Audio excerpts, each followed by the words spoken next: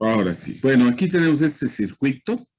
Es un circuito mixto donde tenemos una R1, una R2 y una R3, 4 y 5 en serie.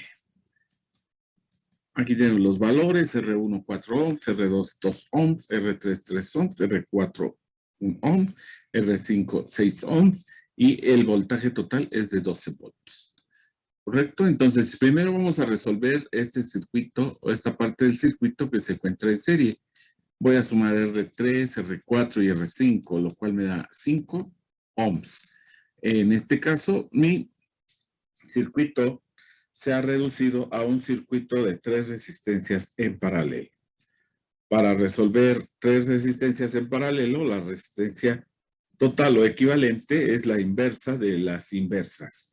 Aquí me queda un cuarto, que es R1, más un medio, que sería R2, más un décimo, que sería R345. Y la resistencia total del circuito me queda en 1.176 ohms. Con esto, mi circuito está reducido y yo puedo encontrar la intensidad total del circuito, ya que resulta ser el voltaje o diferencia de potencial total entre la resistencia total. La diferencia de potencial es de 12 y la resistencia es de 1.176, como acabamos de determinar. La I total que circula por el circuito es de 10.2 amperios. Con esto podemos calcular de una vez I1, porque I1 es V1 entre R1, pero el voltaje 1 es igual al voltaje total, que es de 12 volts. Y la R1, pues tenemos el dato que es 4 ohms. Me da 3 amperios. Para la I2, igual el voltaje por estar en paralelo es el mismo, 12, y la resistencia es 2, me queda 6 amperios. Para la intensidad de corriente I3, 4, 5 es el voltaje 3, 4, 5 entre la resistencia 3, 4, 5, 6. Entonces nos queda 12 entre 10, me da 1.2 amperios. La suma de todos estos amperios me debe de dar la I total. Si yo sumo, me da 10.2, como había yo determinado, la intensidad de corriente total, 10.2. Ahora vamos con los voltajes. El voltaje de 3, 4, 5 es igual al voltaje 3 más el voltaje 4 más el voltaje 5. El voltaje 3, 4, 5 entonces va a ser igual a la resistencia 3, 4, 5 por la intensidad de corriente 3, 4, 5, que son datos que ya tenemos.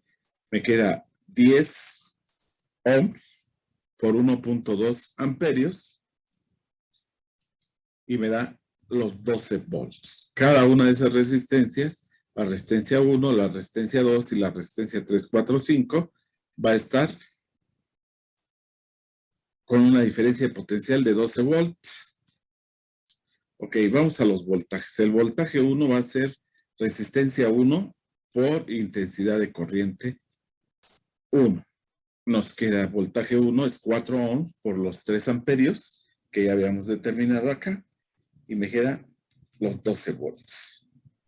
Para el voltaje 2 es 2 por los 6 amperios, que me queda los 12 volts. Ya sea que lo saque de aquí, de este punto, donde estoy viendo que las 3 resistencias se encuentran en paralelo, o que lo haga con los cálculos para determinar los voltajes de cada uno de ellos. Voltaje 3, 4, 5. Tenemos que la intensidad de corriente 3, 4, 5 es igual a la intensidad de corriente 3, que es igual a la intensidad de corriente 4, que es igual a la intensidad de corriente 5. No hay ningún otro lugar por donde pueda pasar la corriente. Entonces, tenemos intensidad de corriente constante, que es de 1.2, y tenemos las resistencias. Entonces, el voltaje 3 va a ser R3 por I3, 3 por 1.2, 3.6. El voltaje 4 va a ser la resistencia 4 por la intensidad de corriente 4 y me da 1.2 volts. Y por último, la diferencia de potencial. La diferencia de potencial R5 por I5 es igual a 6 por 1.2, que me da 7.2 volts. La suma de estos voltajes me debe de dar el voltaje total, que son los 12. Si quieres hacer la suma para verificarlo. Y hasta aquí es donde habíamos llegado la vez pasada.